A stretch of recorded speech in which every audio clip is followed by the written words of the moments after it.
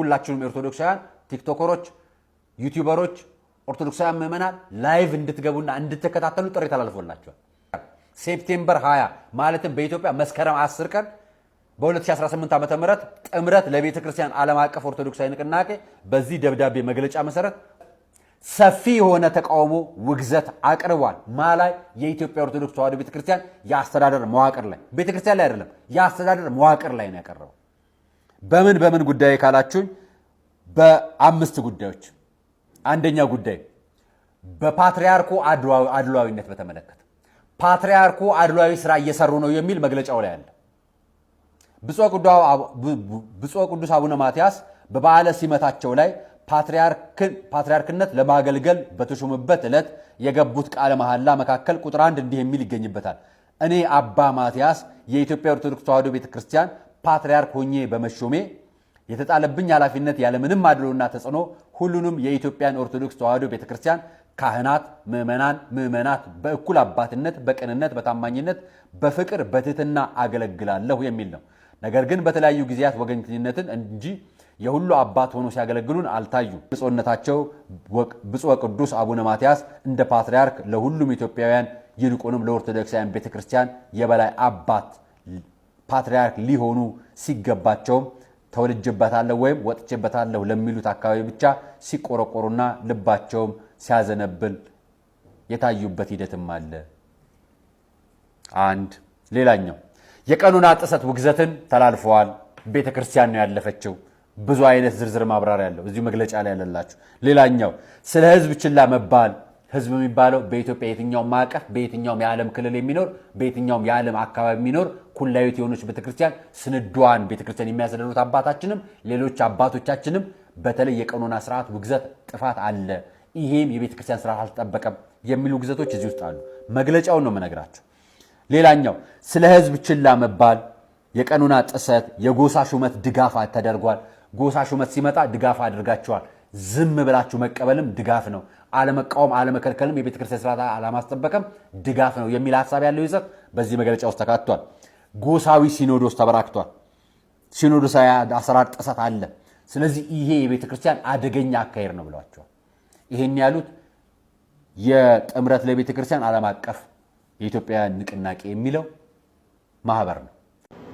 ኦርቶዶክስ ቅድስት ድንግል ማርያም ጌታችን ናት አላለችም። ስለዚህ ተፋታ። ትዝታው ያለው ነገር አለ በሚያሳዝን ሁኔታ። ትዝታው ያለውን ልናገር እስቲ። ሜሪ ክሪስማስ ማለት ለቅድስት ድንግል ማርያም መስሎት መባል የለበትም ብሏል እኮ። ይሄ እኮ ስህተት ነው። ሜሪ ክሪስማስ ሲባል ለቅድስት ድንግል ማርያም መስሎት አይባልም። ጳጉሜ አይጠራም እየተባለ እኮ ወንጌልን የማበላሸት ስራ ኢየሱስን የመስበክ ሳይሆን ወንጌልን የማበላሸት የማጥፋት ትውልድን በእነሱ መንገድ ሊቀርጹ የሚፈልጉ ሰዎች አሉ። ቅድስት ድንግል ማርያምን እንደዛ ብሎ የሚሳደብ ሰው ጤነኛ ነው ብሎ ማመኑ ራሱ ይሳምብለ ይባባው። ቅድስት ድንግል ማርያም ምንም ያላረገች እናት ኢየሱስ ክርስቶስ የጌታን እናት ሰድቦ እኔ ገነት ገባለሁ ብሎ የሚያምን ሰው ጋር እኮ ነው ያለን። እግዚአብሔር ያሳያችሁ። የኢየሱስ ክርስቶስ እናት እኛን አዳኝ ነው ብለን የምንጸልይለት የምንበረከክለት የምንዘምርለት እናትን እንደዛ የሚዘገንን ስድብ ሰድቦ እኔ ጴንጤ ስለሆንኩኝ ጸድቃለሁ የሚል ሰው ጋር ነው እኮ ያለ ነው። ጌታን ከመስጠት በላይ ማን ምን ሊሰጠን ይችላል?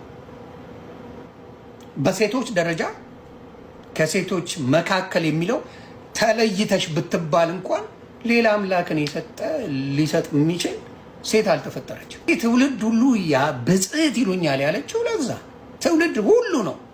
ትውልድ ሁሉ ብጽዕት ይሉኛል ነው ያለችው። ሁሉ ቅድስት ድንግል ማርያም ትውልድ ሁሉ ብጽዕት ይሉኛል፣ ከትውልድ የተመረጠ እንኳን የለም እማይል የለም ካላልክ ስተተኛ ነህ ማለት እንኳን አፍ አውጥተህ ልትሰድባት እንኳን አፍ አውጥተህ የጌታን እናት ልትሰድባት ልትዘልፋት ቀርቶ ቅድስት ድንግል ማርያምን ሲያፎካክሩ በጣም ነው ማዘ በጣም ነው ማዘ። አምላክን ከሌላ ኮምፔር አታርጉ። ኢየሱስን ከሌላ ጋር ኮምፔር ማድረግ አይቻልም። በቃ አልፋና ኦሜጋ የሆነውን ኢየሱስን ከሌላ ጋር ኮምፔር አታርጉ። ስህተትም የሚጀምረው እሱ ጋር የማይደረገውን ኮምፔር የማይደረገውን አምላክ ኮምፔር አሳነሳችሁ ወደ ሰው ወስዳችሁ እያሳነሳችሁ ኮምፔር እያደረጋችሁ ግራ ትጋባላችሁ። ደስ ቦታቸውን ስጡ። ቅድስት ድንግል ማርያም የኢየሱስ ክርስቶስ እናቱ ናት። አከተመ። ጓገጭ ልንባባልበት የሚገባ አጀንዳ አይደለም። መጽሐፍ ቅዱስን ቀደ ካላወጣ ካላቃጠልከው በቃ ናት። ማን ይሁንልህ ታዲያ? ማን ይሁንልህ? እናቱ ናት። ብጽዕት ይሉኛል ትውልድ ሁሉ። ሰላምታ ሰጥታታለች ኤልሳቤጥ። እኔ አይደለሁም የሰጠሁት። በሕይወት እያለች ኤልሳቤጥ እንዳንችላለች እንዴት ይሆንልኛል ያለቻት በስስት ነው ያየቻት ኤልሳቤጥ። በስስት እንደ የጌታዬ እናት ወደ እኔ ልትመጣ እንዴት ይሆንልኛል ያለቻት። እንዴት ይሆንልኛል? የጌታ እናት መሆን የጌታ እናት ስለሆነች ነው። ምን የሆነችው? የተለየችው ተለየች።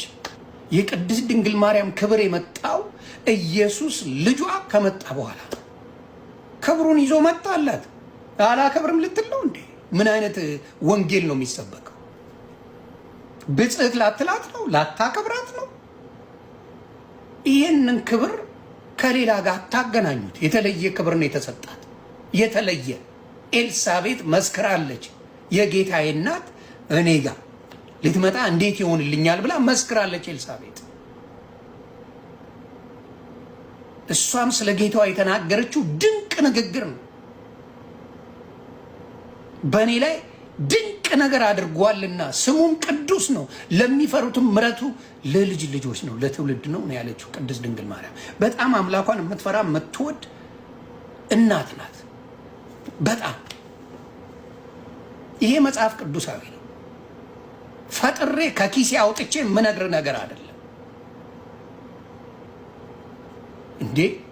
ዳዊት፣ ቶማስ ምን ስም ስንጠራ ጳውሎስ እያልን ብዙ ጊዜ እንጠቅሳለን። መጽሐፍ ቅዱስን የጻፈው ጳውሎስ ነው። ምን አሳዳጅ የነበረ ሌባ የነበረ እኮ ነው ጳውሎስ። ገዳይ የነበረ እኮ ነው። በሕግ እያመጣ በሕጉ መሰረት እያመጣ እያስቀጠቀጠ የሚገል ሰው ነው ታቦ የነበረው። እሱን ከፍ አድርገህ ተናግረህ ስለ ቅድስት ድንግል ማርያም ሲባል ለምቦጭን አትጣል። this is a wrong ትውልድ ስላለ ፉክክሩ ከቅድስት ድንግል ማርያም ጋር ስለሆነ እንደዛ የነበረ ሰው ነው ጳውሎስ። አሳዳጅ የነበረ የጌታ የሆኑትን ሲያሳድ የነበረ። እርግጠኛ ነኝ በዛ ሰዓት ቅድስት ድንግል ማርያምን ከነ ልጇ የሚያሳደው እሱ የነበረ ነው። ለምን ታሳደኛለህ ብሎ ነው ያለ። ቅድስት ድንግል ማርያም ግን ልጇን ለማዳን እየሸሸች በግብፅ ስትንከራተት የነበረች ናት። ክሬዲቷን ለምንድን ነው ለመውሰድ የምትጣድ? ለጳውሎስ ክሬዲት ሰጠ።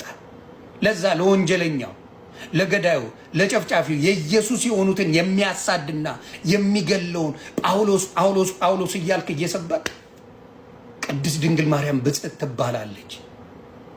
የኢየሱስ ክርስቶስ እናት ናት ሲባል ማኩረፍ የምትጀምረው ለምንድን ነው? ጭራሽ እስከ መስደብ የምትደርሱ ለምንድን ነው? ፎዋይ የጌታ እናት መከበር አለባት።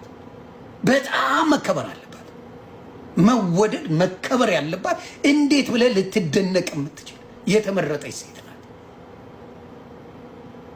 ስለዚህ አምላክንና ሌላውን በማነጻጸር ግራ የተጋባችሁት እናንተ ግራ የገባችሁ ምኑንም የማታውቁ እናንተ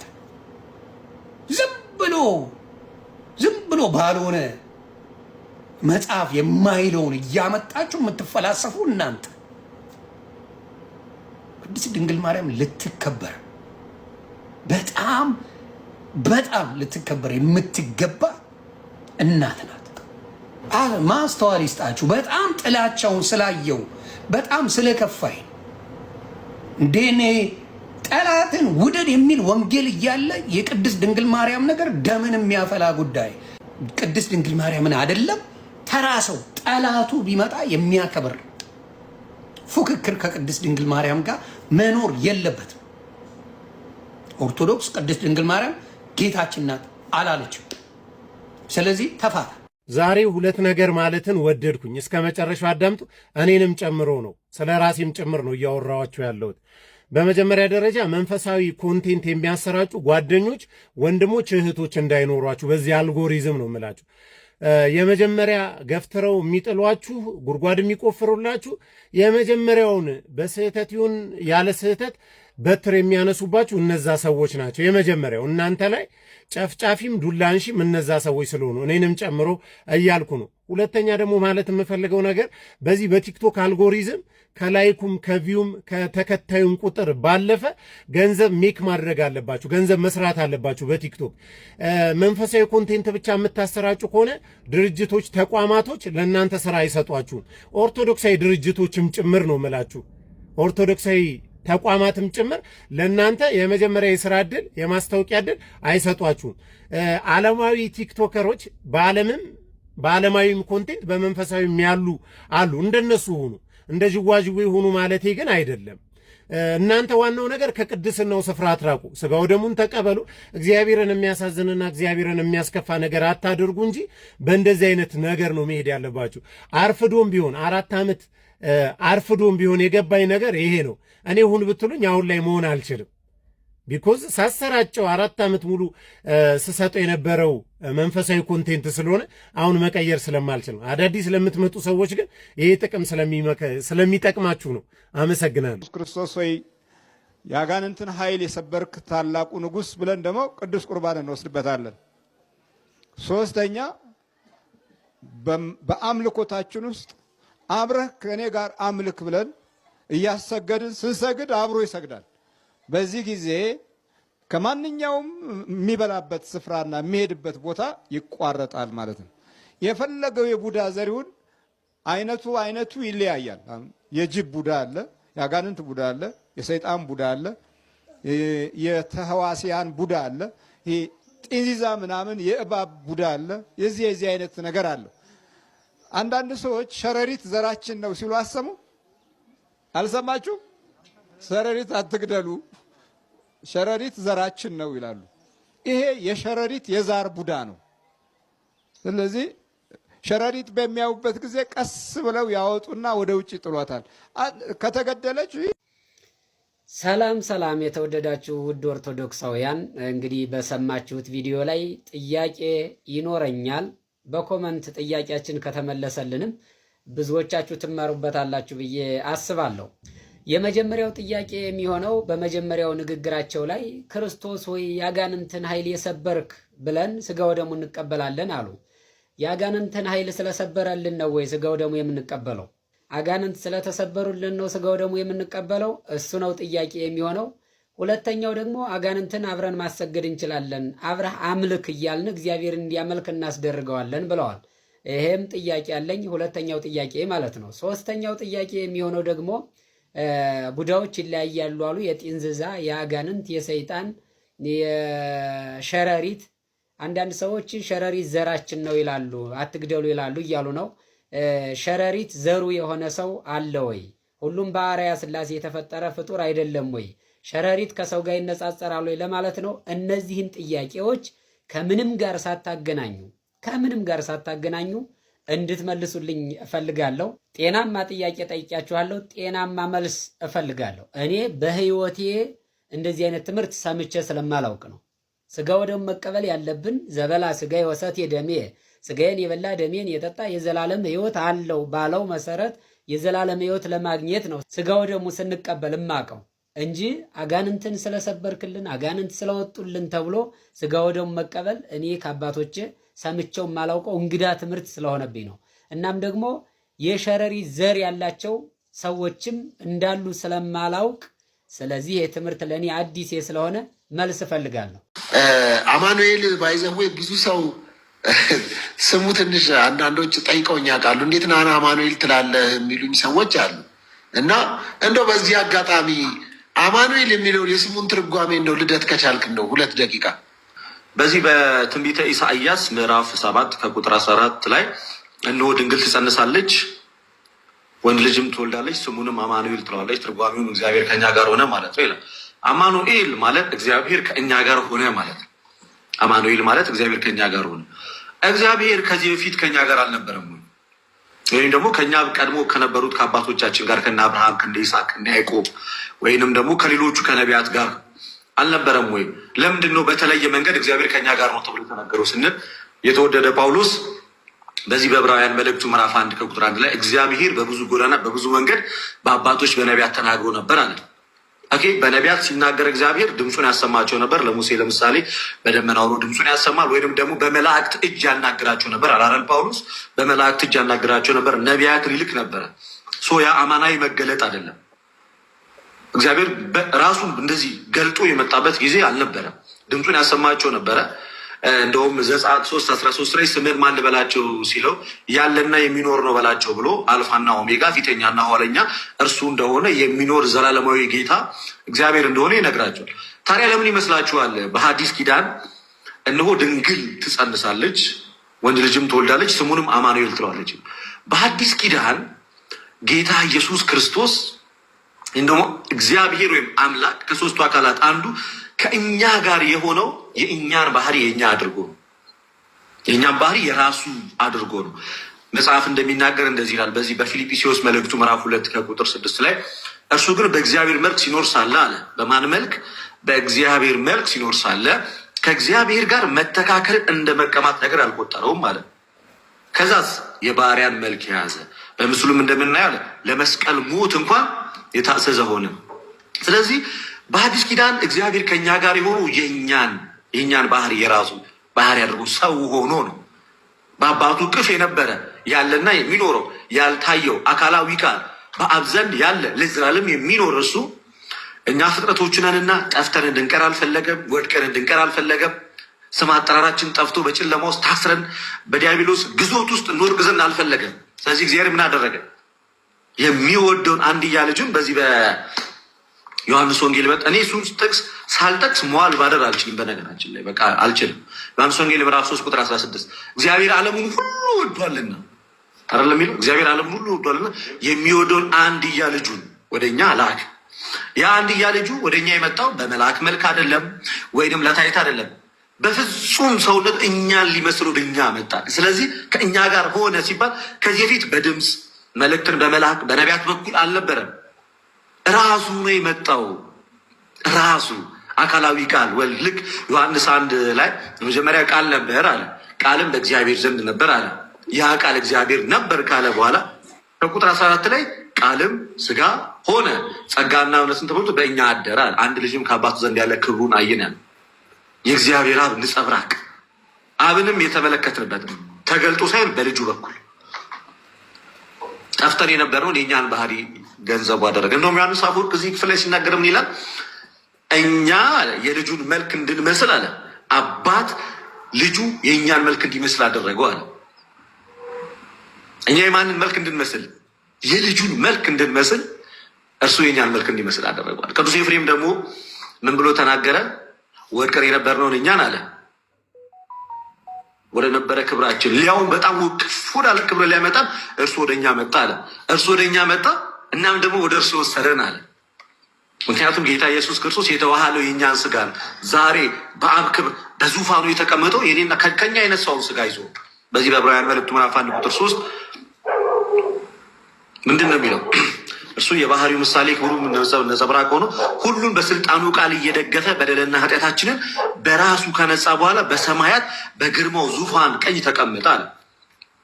ጌታ ኢየሱስ ክርስቶስ ዛሬ በዙፋኑ የተቀመጠው የኔና የእናንተን ስጋ ገንዘብ ባደረገ ሰውነት ነው። ፍጹም ሰው ፍጹም አምላክ ነው ብለናል እና ሰውነቱን ምድር ላይ ጥሎት አልሄደም እኮ። አይናቸው እያየ ነው በፊት ለፊታቸው ያረገው። ከእኛ ጋር የሆነው የእኛን ስጋ የእኛን ባህሪ የራሱ ባህሪ በማድረግ የማይታየው ታይቶ የማይታየው አምላክ በስጋ ተገልጦ ታየ። የማይዳሰሰው ተዳስሶ በሁሉ ቦታ የመላው መለኮት በአጭር ቁመት በጠባብ ደረት በድንግል ማርያም ማኅፀን ተወስኖ እና ይህንን አካላዊ ቃል ያየንባት ደግሞ እመቤታችን ከሴት ነው የተወለደዋል። እግዚአብሔር በዘመን መጨረሻ ከሕግም በታች የተወለደ ከሴት የተወለደች ልጁን ላከ። ለገላትያ ምዕራፍ 4 ከቁጥር 4 ከምን የተወለደ? ከሴት የተወለደ ልጅ በዘመን መጨረሻ የብሉይ ኪዳን ማብቂያ የሐዲስ ኪዳን መጀመሪያ የምስራቹ መጀመሪያ የሰው ልጆች ድነት የተሰበከበት የምንወደው የምንናፍቀው ጌታ ወደ እኛ መጣ። ፈልጎን ነው እኮ የመጣው እኮ። የሚያስገርመኝ እኮ እሱ ነው። የተጣላ ነው እኛ፣ ያመጽንበት እኛ፣ የፈለገን እሱ፣ ጀርባ የሰጠነው እኛ፣ የተከተለን እሱ፣ የበደልነው እኛ፣ ይቅርታ ያደረገልን እሱ፣ የጠፋ ነው እኛ፣ ሊፈልገን የመጣው እሱ፣ የወደቅነው እኛ፣ ሊያነሳን የወደቀው እሱ፣ በደል የተሸከምነው እኛ፣ መስቀል የተሸከመው እሱ። እያንዳንዱ ጌታ ኢየሱስ ክርስቶስ ላይ የደረሰችው እያንዳንዱ መከራ የኔና የእናንተ የመዳን ምልክት ናት፣ መዳናችን ናት። እያንዳንዱ በጌታ በኢየሱስ ክርስቶስ ላይ የደረሰችው መጠማቱ፣ መገረፉ፣ መሰደዱ፣ መሰቃየቱ፣ መራቡ፣ መጠማቱ፣ መራቆቱ፣ መስቀል ላይ ስለና ስለእናንተ ብሎ መቸንከር እያንዳንዷ የኔና የእናንተን ሰላማዊ ህይወት ነፃነት ለማወጅ ነው። ምን ይላል መሰለ ሶፊ ቅዱስ ኤፍሬም ሶርያዊ በድርሳኑ የጨለማ ልጆች አለ በጨለማ ብርሃንን ሊያስሩ መጥተዋል። አይገርምም? ወደ ዓለም የገባ ብርሃን ማን ነው? ጌታ። ሊያስሩት የመጡት እነማን ናቸው? የጨለማ ልጆች የተባሉት አይሁዳውያን። ማን ነው ሊያስሩ የመጡት? ብርሃንን። እና በጣም በሚገርም ሁኔታ እዛ ጋር ቀጠል ብሎ ምን ይናገራል መሰለ? በጣም ነው የሚያስገርመኝ ይሄኛው ፓርት። ብዙዎችን ከኃጢአት ሰንሰለት የሚፈታ እሱን አሉ፣ እጆቹን አሰሩታል። ብዙዎቹን ከኃጢአት ሰንሰለት የሚፈታቸውን እሱ። ለዛ እኮ ነው በዕብራውያን መልእክቱ ሐዋርያው ጳውሎስ በምዕራፍ 2 ከቁጥር 14 እስከ 15 ላይ በነገሮች ሁሉ ወንድሞቹን መሳል ከኃጢአት በስተቀር ክርስቶስ ኢየሱስ ፍጹም ሰው ነው እኛን መስለው። ለዛ ነው ከእኛ ጋር ሆነ የምንለው፣ እኛን ሆነ ነው የምንለው። በሰውነቱ ከእኛ ጋር አንድ ነው፣ እኛን መስሎናል፣ ወደ እኛ መጥቷል፣ የእኛን ባህሪ ራሱ ባህሪ አድርጓል።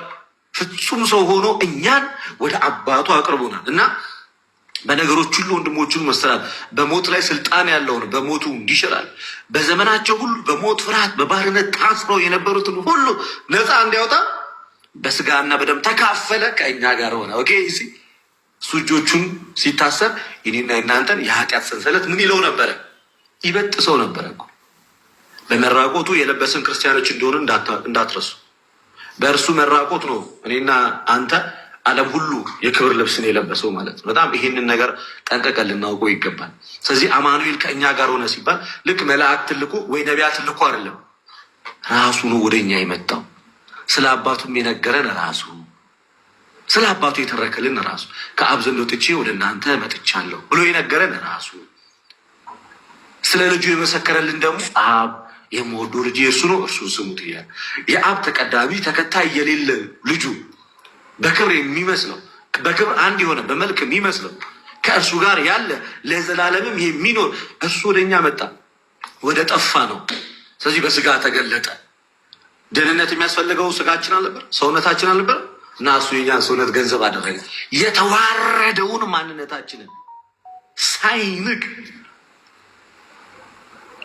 ሳያፍርብን፣ በነገራችን የተዋረደው ማንነታችን ሳይንቅ ሳያፍርብን ሳይጠየፈን የራሱ ገንዘብ አደረገ።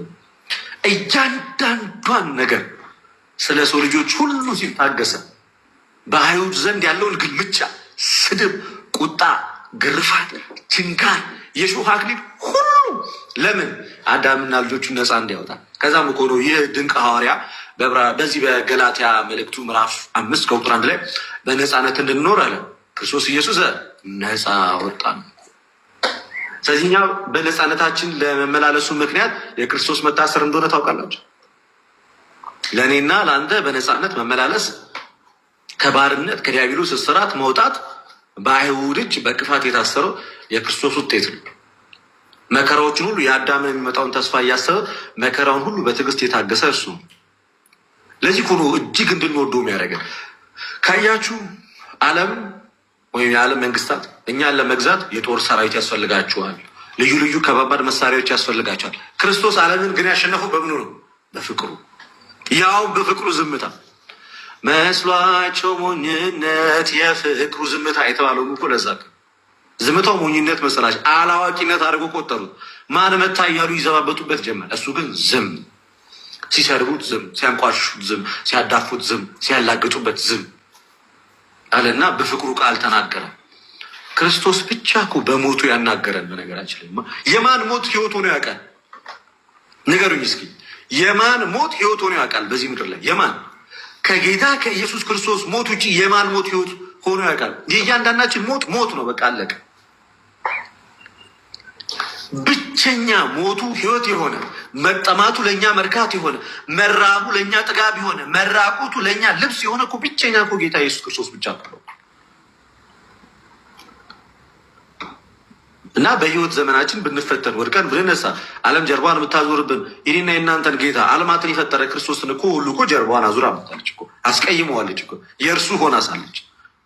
ስለዚህ አማኑኤል አንተ ከኔ ጋር ነህ ማለት አዎ ከኔ ጋር ነህ፣ በስጋ ተገልጠ የኔን ሰውነት የራስህ አድርገ የወደቀውን ማንነታችንን አክብረ አንስተ ከራስ ጋር አዋህደ ፍጹም ሰው ፍጹም አምላክ ሆነ በምድር ተመላልሰ እንደ ህፃናት አድገ ከኃጢአት በስተቀር በነገሮች ሁሉ ተፈትነ እኮ ነው ያቆምከን አይደል? እንደዚህ አይደል ያቆመን? እንደዚህ እኮ ነው ያቆመን እኮ። እርሱ መስቀል ተሸክሙ እየተንገዳገደ እኔና አንተን ቀጥ ብለን እንድንቆም ያደረገን። የዘላለም ረሃባችን ጥጋብ ያገኘው እኮ በጌታ በኢየሱስ ክርስቶስ በመስቀል ላይ በቀረበው መስዋዕትነት እኮ። በጣም የሚገርመው ኃጢአትን የሚያሸንፍ ሞት እኮ የክርስቶስ ብቻ እኮ። ሞትን የሚገል ሞት ሆኖ ግን ሞትን ደግሞ ይገለዋል። የክርስቶስ ኢየሱስ ለየት የሚያደርገው እየሞተ ሞትን የሚገል ጌታ፣ ወደ መቃብር እየወረደ ልጆቹን ከፍ የሚያደርግ በልዕልና በቅድስና በክብር በሰማያዊ ስፍራ የሚያስቀምጠን እኮ እሱ ወደ መቃብር እየወረደ እኮ እና ይህን ጌታ ይህን አምላክ እሺ የሰበከችልን ያስተዋወቀችን ማናት ማለት ነው? ቤተክርስቲያናችን ናት። ለዛ ነው በጣም ብዙ ጊዜ ከሚያስደነግጠንና ሾክ ከሚያደርገን ዋነኛ ጉዳይ ይህች ኦርቶዶክስ ተዋሕዶ ቤተክርስቲያን ጌታ ኢየሱስን አትሰብክም ተብላ ስትናገር ለብዙዎቻችን ድንጋጤ ነው የሚፈጥረው፣ ያስደነግጠናል። ምክንያቱም እና ከየት አምጥተን እንደዚህ ልንመሰክርለትና ልናገርለት እንችላለን? ሳይቋረጥ ስሙ የሚጠራ በቤተክርስቲያናችን ጌታ ኢየሱስ ክርስቶስ ነው። ይህ አምላክ ነው። ይህ ቅዱስ ጌታ ነው። በክብር ይመለካል፣ በክብር ይሰገድለታል። በፍርሃትና በመንቀጥቀጥ ፊቱ ተንበርክከን እናመልከዋለን። ቸር ጌታ ነው። ወደ እኛ ቀርብ ሰው እስከመሆን ድረስ ነው የቀረበን። ምን እስከመሆን ነው የቀረበን? ሰው እስከ ለዛ አማኑኤል ከኛ ጋር ሆነ ሲባል ሰው እስከመሆን ድረስ ነው እኛን የቀረበን። ወደ እኛ የመጣው ሰው እስከመሆን ድረስ ነው። ዝም ብሎ ቃሉን ብቻ አይደለም የላከልን። አይዟችሁ፣ በርቱ፣ ተጽናኑ፣ በቃ ምንም ችግር የለውም ነገሮች ያልፋሉ ምናምን በሚል አይነት ውካታ አይደለም። ሰው እስከመሆን ድረስ ነው እኛን የቀረበን። እጆቹን ለመስቀል እስከ መስጠት ድረስ ነው እኛን የቀረበን። ነፍሱን አሳልፎ እስከ መስጠት ድረስ ዮሐንስ ወንጌል ምዕራፍ 19 ከቁጥር 30 ላይ ሆምጣጤንም ጠጣና እንሆ ተፈጸመ አለ። እዛን ሰዓት ላይ ነፍሱንም አሳልፎ ሰጣል።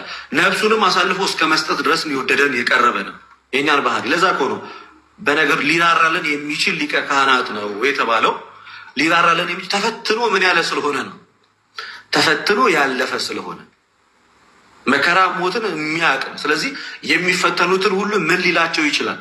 ሊራራላቸው ይችላል ተብሎ የተነገረው እርሱ ራሱ ምን የሆነ ስለሆነ ነው።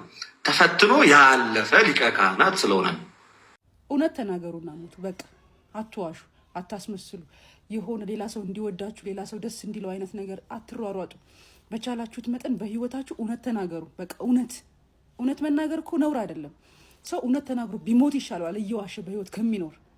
በህይወታችሁ በቻላችሁት መጠን በምትችሉት መጠን በአቅማችሁ የደረሳችሁበትን እውነት ተናገሩ። አታስመስሉ፣ ድራማ አትስሩ፣ አትወሻሹ፣ አትሸዋወዱ፣ አታስመስሉ። በቃ ሰው በህይወት አንዴ ነው የሚኖረው። አንድ ጊዜ ሁለት ጊዜ አይኖርም። ድጋሚ ህይወት አለ ብዬ አላምንም። የምንኖረውን ህይወት እያንዳንዷን ነገር በየቀኑ የምንንቀሳቀስበትን ነገር እያንዳንዱን ነገር የየዕለቱ የሚሰጠን እውነት አለ፣ እለቱ የሚያቀርብልን ውሸት አለ። እኛ ደግሞ የተጨማሪ ውሸት ውስጥ ለምን እንገባለን? በህይወታችን ውስጥ ትክክለኛውን ነገር መኖር፣ በህይወታችን ትክክለኛውን ነገር ማንጸባረቅ፣ በህይወታችን ትክክለኛውን ነገር መምሰል፣ ትክክለኛውን ነገር ማራመድ፣ ትክክለኛውን ነገር መሆን ትልቅነት ነው።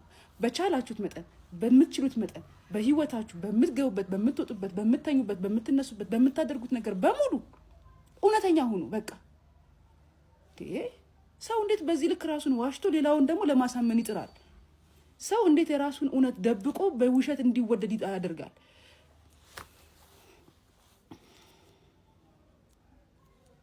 እውነተኛ ህይወታችሁ ኑሩ። ትክክለኛ ማንነታችሁ ኑሩት። በቃ ሰዎች በውሸት ወደዋችሁ ከምትበዙ ጠልተዋችሁ በቃ ራሳችሁን ችላችሁ ብቻችሁ መኖር አትፍሩ። ሰላም፣ እንዴት ናችሁ? ክብሩ ይስፋ ድንግል ማርያም ነኝ። እኔ ደህና ነኝ።